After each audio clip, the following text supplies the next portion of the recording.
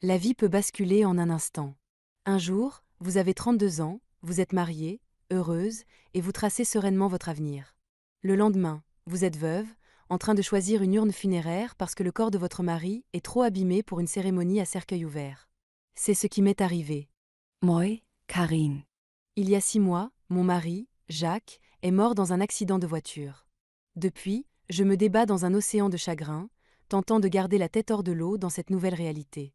Les premières semaines ont été floues, les préparatifs de l'enterrement, les appels incessants, les nuits sans sommeil. Si mes parents n'avaient pas pris les choses en main, je ne sais pas comment j'aurais fait. Karine, ma chérie, on a tout organisé avec les pompes funèbres, m'a dit ma mère, avec une douceur dans la voix que je ne lui connaissais pas. Tu n'as qu'à te reposer, d'accord ? Le groupe de parole pour les personnes endeuillées est devenu ma bouée de sauvetage. Tous les mardis soirs, je m'asseyais en cercle avec d'autres qui comprenaient ce vide dans la poitrine. Certains jours sont pires que d'autres, ai-je murmuré un soir, ma voix à peine audible. Parfois, je me réveille, et pendant une fraction de seconde, j'oublie qu'il est parti. Maria, une femme du groupe qui avait perdu son mari 2 ans plus tôt, a pris ma main. C'est normal, ma belle. Le deuil, ça va, ça vient. Avec le temps, j'ai commencé à m'occuper des questions pratiques. Jacques m'avait laissé à l'abri du besoin. Notre maison en banlieue, un petit appartement en ville et un joli compte en banque. J'aurais pu quitter mon poste dans une agence de communication, mais l'idée de rester seule à la maison me glaçait. Alors j'ai négocié un mi-temps, juste assez pour occuper mon esprit. Ce qui m'a le plus surprise, c'est le changement dans ma relation avec mes parents. En grandissant, j'avais toujours eu l'impression d'être l'oubliée, comparée à ma sœur cadette, Sophie. Ils n'ont jamais raté un seul de ces spectacles de danse, alors que mes réussites scolaires passaient presque inaperçues. Mais après la mort de Jacques, quelque chose a changé. Quand ils m'ont demandé si je pouvais les aider financièrement, un virement mensuel de 1 400 €, j'ai accepté sans hésiter. Les dîners hebdomadaires chez eux sont devenus un rendez-vous rassurant. Maman préparait son fameux rôti, papa servait le vin, et on parlait de tout, de rien. Pour la première fois, j'avais l'impression d'être au centre de leur attention. Karine, parle-nous un peu de ton nouveau projet, disait papa, sincèrement intéressé. La campagne se passe bien, répondais-je, savourant ce moment de complicité. Mon boss pense que ça peut attirer pas mal de nouveaux clients. Mais tout a changé le soir où Sophie est venue dîner. Ma sœur est arrivée, 7 mois enceinte, et comme toujours, sa simple présence a capté toute l'attention. Elle vivait dans un appartement en location de l'autre côté de la ville, et je ne l'avais pas vue depuis les funérailles de Jacques. Sophie, ma chérie, assieds-toi ici. S'est exclamée maman, me poussant presque pour faire de la place à sa fille préférée. Tu veux un coussin ? Tu as les pieds gonflés ? Et hop. Invisible, encore une fois. C'était comme si un interrupteur s'était enclenché, toute leur attention braquée sur Sophie et son ventre arrondi. Cette vieille sensation d'être effacée revenait me serrer le cœur, une vieille amie que je croyais avoir laissée derrière moi. C'est qui, le père ? Ai-je demandé pendant le dîner, en tentant de participer à la conversation. Tu lui as parlé du bébé ? Le visage de Sophie s'est assombri. C'est mon affaire, a-t-elle lâché en repoussant ses petits pois sur l'assiette. J'ai pas besoin de tout raconter non plus. Maman l'a défendu immédiatement. Karine, ne sois pas indiscrète. Ta sœur n'a pas à se justifier. Je n'ai pas pu m'empêcher de comparer. Quand j'étais en plein parcours de PMA, il n'avait aucun mal à exiger des nouvelles, à me donner des conseils non sollicités. Mais comment tu vas t'en sortir toute seule ? Ai-je insisté un autre soir, la regardant se resservir. T'inquiète pas pour mon bébé, a-t-elle répondu d'un geste de la main, le sourire en coin. On n'aura besoin de rien ni de personne. J'aurais dû me méfier de ce petit air mystérieux. Je le connaissais trop bien. Sophie avait toujours eu 1000 idées géniales, sur le papier. Le bar à smoothie bio qui a duré 2 semaines. La formation de coach de vie qu'elle n'a jamais terminée. L'investissement en crypto-monnaie qui lui a coûté 3 mois de loyer. Fais-moi confiance, a-t-elle dit en caressant son ventre avec une assurance qui aurait dû me faire tiquer. Cette fois, tout va se passer exactement comme prévu. Papa lui lançait un regard émerveillé, comme si elle venait d'annoncer une découverte scientifique majeure. C'est ma fille, toujours capable de rebondir. Je pris une autre bouchée de rôti, essayant d'avaler cette vieille amertume avec. Ce sentiment familier d'être la seconde, toujours. Certaines choses ne changent jamais, pensais-je en regardant mes parents boire les paroles de Sophie. L'appel est arrivé un mardi matin. J'étais à mon bureau, plongé dans des rapports de campagne, quand l'écran de mon téléphone a affiché son nom. J'ai hésité à décrocher. Nos conversations étaient généralement brèves et gênantes. Mais quelque chose m'a poussé à répondre. Karine. dit-elle d'un ton mielleux, celui qu'elle réservait au moment où elle voulait quelque chose. Je fais ma baby shower le week-end prochain chez papa et maman. J'aimerais vraiment que tu sois là. L'invitation m'a prise de court.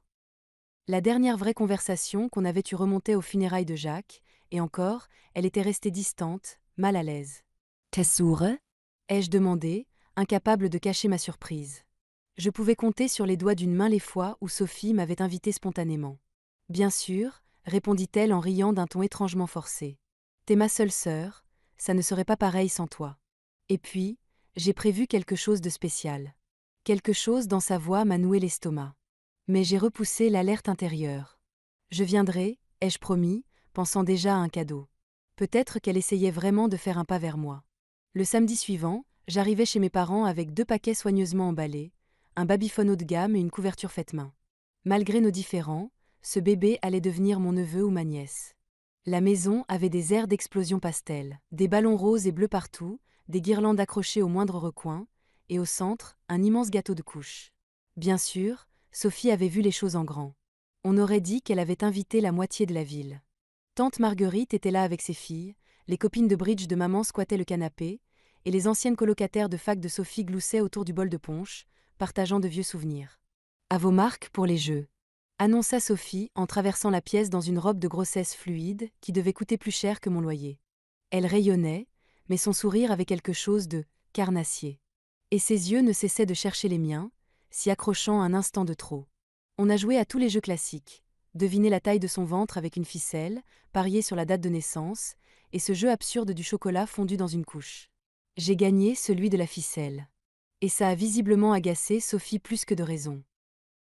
Pendant toute la fête, elle n'a cessé de me lancer ses regards étranges, comme si elle attendait quelque chose. Quand est venu le moment d'ouvrir les cadeaux, elle s'est extasiée de façon théâtrale devant chaque body et gadget. Puis elle a pris mon paquet, a caressé la couverture avec lenteur, appréciant les motifs. Puis elle a teinté son verre pour réclamer l'attention. Le silence s'est installé. Mon cœur s'est mis à battre plus fort, sans que je sache pourquoi. L'air semblait plus dense. Difficile à respirer. Merci à toutes et à tous d'être venus aujourd'hui, a-t-elle commencé, une main posée sur son ventre rond. Mais, j'ai autre chose à vous dire.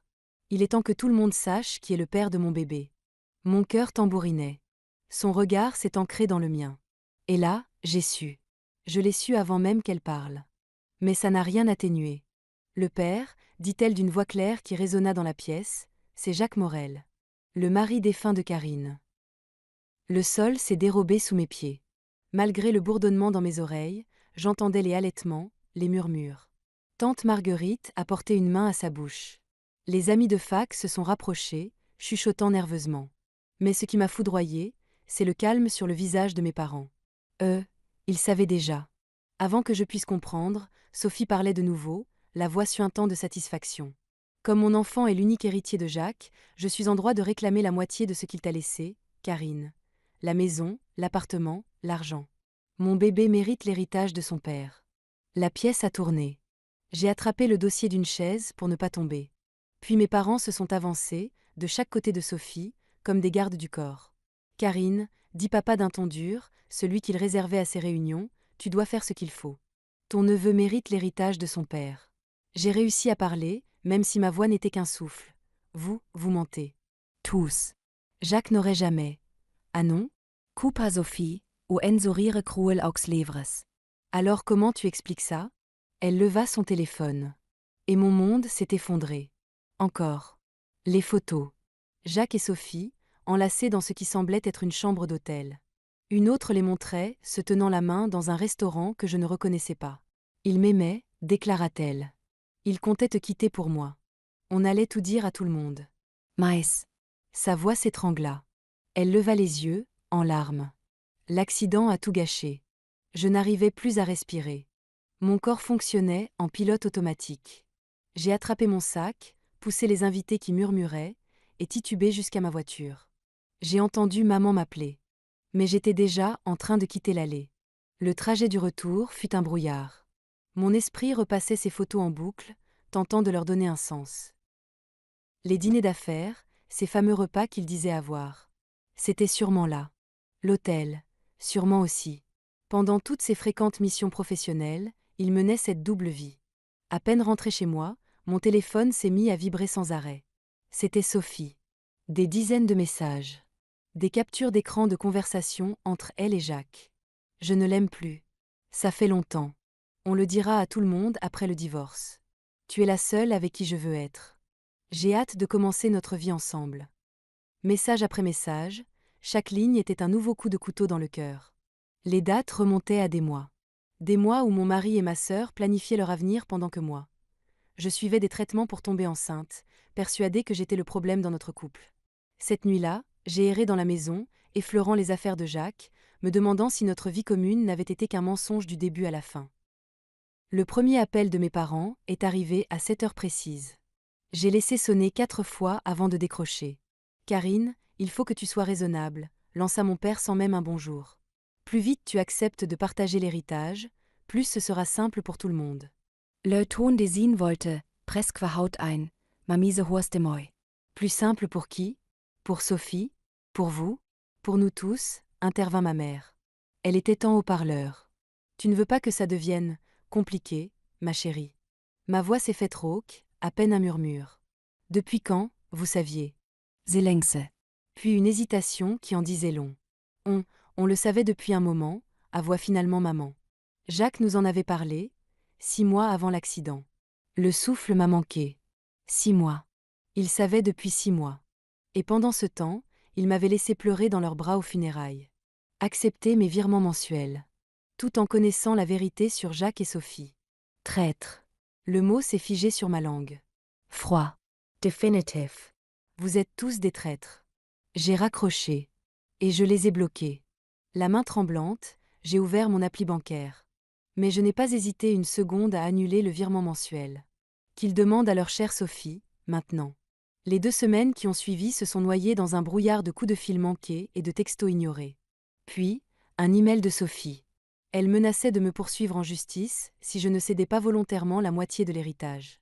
Volontairement. Jamais ce mot n'avait autant ressemblé à une gifle. Je n'ai pas répondu. Je ne pouvais pas. Je ne voulais pas penser à la trahison de Jacques. Ni au nombre de personnes qui avaient dû les voir ensemble, complices, pendant que moi je ne voyais rien. Les murmures au bureau devenaient insupportables. Certains collègues me lançaient des regards de pitié, d'autres ne prenaient même plus la peine de cacher leur sourire narquois. Tom, mon patron, et l'un des rares vrais amis qu'il me restait, m'a convoqué après que j'ai fondu en larmes en pleine réunion client. « Prends du temps pour toi », m'a-t-il dit avec douceur. « Congé payé ou pas, comme tu veux. Ton poste t'attendra. » J'ai hoché la tête avec gratitude. Et j'ai vidé mon bureau le jour même. Les semaines suivantes se sont confondues dans une routine d'ermite. Je faisais livrer mes courses, ignorais la sonnette, passais des heures à fixer d'anciennes photos, tentant de repérer les signes que j'avais manqués. Chaque souvenir heureux ressemblait désormais à une farce. Chaque moment de notre mariage était souillé par la révélation de cette double vie. Avec ma sœur. La nouvelle est arrivée via Facebook. Sophie avait accouché d'un petit garçon. Sur la photo, elle rayonnait dans son lit d'hôpital, nos parents penchés sur le berceau avec un sourire béat. Le bébé était emmitouflé dans la couverture crème, celle que j'avais tricotée pour la baby shower. Une claque symbolique. J'ai fermé l'appli avant de lire les commentaires. Mais pas avant de voir son prénom, Jacques Junior. Une semaine plus tard, l'assignation est arrivée. Une grande enveloppe brune. Mes mains tremblaient. Mais je savais déjà ce que j'allais y trouver. Sophie me poursuivait en justice. Elle réclamait la moitié de tout ce que Jacques m'avait laissé. Au nom de son fils. La formulation juridique était glaciale, chirurgicale. Elle voulait la maison, la moitié de l'argent, et une part de l'appartement en ville. J'ai mis 3 jours à trouver un avocat. J'ai finalement choisi Richard Martinez, réputé pour sa gestion des cas d'héritage complexes. Madame Morel, dit-il en feuilletant les documents, le visage impassible. Pour être franc, votre sœur a des preuves solides d'une relation durable avec votre défunt mari. Des messages, des photos, des témoignages, dont ceux de vos parents.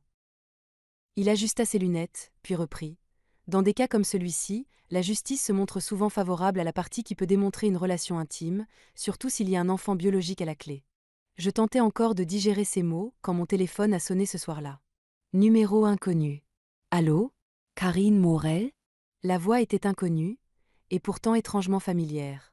Quelque chose dans l'intonation, le rythme, m'a glacé. Je suis Elizabeth Parker, la mère de Jacques. Le monde s'est mis à tourner.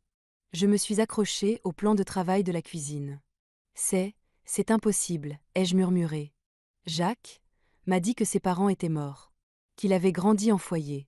Un autre de ses mensonges, je le crains, dit-elle d'une voix dure, amère. Mais sa voix n'était pas dure. Juste, posée. Accepteriez-vous de me rencontrer? Il y a des choses que vous devez savoir. Des choses qui pourraient vous aider. On s'est donné rendez-vous dans un petit café du centre-ville, le lendemain matin. Terrain neutre. J'étais arrivée en avance, le ventre noué. J'ai commandé un café que je n'ai même pas touché, et j'ai failli le renverser quand elle est entrée. La ressemblance était frappante. Jacques avait ses yeux, son sourire, même sa façon de se tenir, cette élégance naturelle que j'avais toujours admirée chez lui. J'étais là, aux funérailles, dit-elle une fois installée dans une banquette au fond, à l'abri des oreilles indiscrètes. Dernier rang. Robe noire. Voile. Je n'ai pas pu venir vous parler ce jour-là.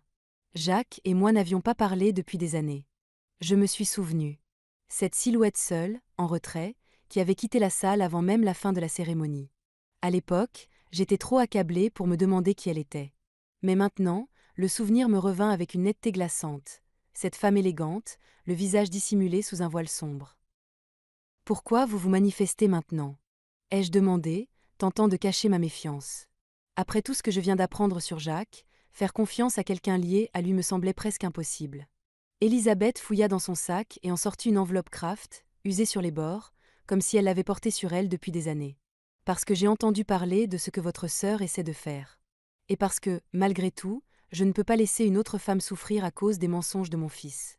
Ses doigts tremblaient légèrement quand elle glissa l'enveloppe vers moi. Je l'ouvris avec appréhension.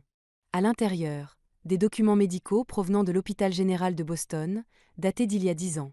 Environ 1 an avant mon mariage avec Jacques. Mon regard parcourut les pages. Et mon sang se glaça. Azoospermie totale, stérilité permanente, absence de toute possibilité de conception naturelle. Les termes cliniques me sautaient au visage. Chacun était un coup de massue. Jacques a passé ses tests à 25 ans, expliqua Elisabeth doucement. Il était anéanti par les résultats. C'est l'une des dernières choses qu'on s'est dites avant notre rupture. Je ne pouvais plus parler. Toutes ces années, les traitements, les rendez-vous, les hormones, les pleurs, la culpabilité. Tout avait été une mascarade. Le jour de l'audience, la salle était pleine. Sophie siégeait au premier rang, berçant le petit Jacques dans ses bras, entourée de nos parents. Elle incarnait parfaitement la veuve éplorée, robe noire discrète, maquillage minimal, regard éteint. Et quand elle s'est présentée à la barre, elle a joué son rôle avec brio. Les larmes aux yeux, elle a parlé de son grand amour avec Jacques. Tout ce que je veux, c'est ce qui est juste pour mon fils, dit-elle d'une voix tremblante. Il mérite l'héritage de son père. Mon avocat, maître Martinez, attendit la fin de sa prestation avant de s'avancer. Madame la juge, j'aimerais soumettre une preuve qui démontre que toute la déclaration de mademoiselle Thomasin est mensongère. Il déposa les documents médicaux sur le bureau. La juge les examina, impassible. L'avocat de Sophie bondit, protestant à propos de la chaîne de possession et de l'authenticité. Le masque de Sophie se fissura. Ces documents sont des faux. Hurla-t-elle, serrant le bébé contre elle. Elle les a fabriqués pour voler l'héritage de mon fils. Puisque les dossiers médicaux montrent que M. Morel était stérile, dit calmement maître Martinez, nous demandons un test ADN pour établir la paternité. Le sourire de Sophie se fit triomphant. Impossible. Jacques était orphelin, son corps a été incinéré. Il n'y a personne contre qui comparer. En réalité, répondit maître Martinez en se tournant vers le public, j'aimerais introduire Elisabeth Parker, mère biologique de Jacques Morel. Elisabeth se leva. Un murmure parcourut la salle. Même de là où j'étais, je vis le teint de Sophie virer au blanc. Je suis disposée à me soumettre à un test ADN, déclara Elisabeth d'une voix forte, pour déterminer si cet enfant est mon petit-fils. La juge hocha la tête. Le test ADN est ordonné. Nous nous réunirons à nouveau des réceptions des résultats. Sophie Vatzilla sur es Arschise. Ma mère la rattrapa au vol, mais me jeta un regard rempli de haine. Et pourtant, pour la première fois depuis le début de ce cauchemar, j'ai ressenti de l'espoir. La salle était silencieuse quand la juge ouvrit l'enveloppe contenant les résultats. Sophie restait figée, le bébé dormant paisiblement dans ses bras, inconscient de ce qui se jouait autour de lui. Les résultats indiquent de façon catégorique, annonça la juge d'une voix ferme, qu'il n'existe aucun lien génétique entre l'enfant mineur et Madame Elizabeth Parker. Par conséquent, il est établi que Jacques Morel n'est pas le père de cet enfant. Un souffle de stupeur parcourut la salle. Le visage de Sophie s'effondra. Elle se mit à pleurer, son mascara dégoulinant sur ses joues. « Mademoiselle Thomasin, dit la juge d'un ton sec, souhaitez-vous expliquer pourquoi vous avez tenté de tromper la cour ?» Sophie serra le bébé contre elle, sa voix à peine audible. « Je voyais plusieurs hommes à l'époque. Quand Jacques est mort, et qu'il a été incinéré, j'ai cru que personne ne saurait jamais. Il avait de l'argent, et moi j'avais besoin d'eux. Vous avez donc tenté d'escroquer votre propre sœur, la coupa la juge, glaciale. Et utiliser vos parents comme complices involontaires de votre mensonge. Je voulais juste assurer un avenir à mon bébé, sanglota Sophie. Mais cette fois, plus personne ne jouait. Mais son pouvoir s'était effondré. Même nos parents semblaient sous le choc, réalisant enfin jusqu'où Sophie était allée dans sa manipulation. Le verdict de la juge fut rapide et sans appel. Cette cour statue en faveur de la défenderesse, Madame Karine Morel. Toutes les réclamations de Mademoiselle Sophie Thomasin à l'égard de la succession de Monsieur Jacques Morel sont rejetées, avec préjudice. Elle se tourna vers Sophie. Mademoiselle Thomasin, vous devriez vous estimer chanceuse que Madame Morel n'ait pas porté plainte au pénal pour tentative de fraude. Devant le tribunal, mes parents se sont approchés. Maman pleurait. Papa avait l'air plus vieux que je ne l'avais jamais vu. Karine, ma chérie, dit maman en tendant la main vers moi. On ne savait pas que Sophie mentait. On peut arranger ça. On a du mal depuis que tu as arrêté les virements. Je levai la main. Ne dites rien.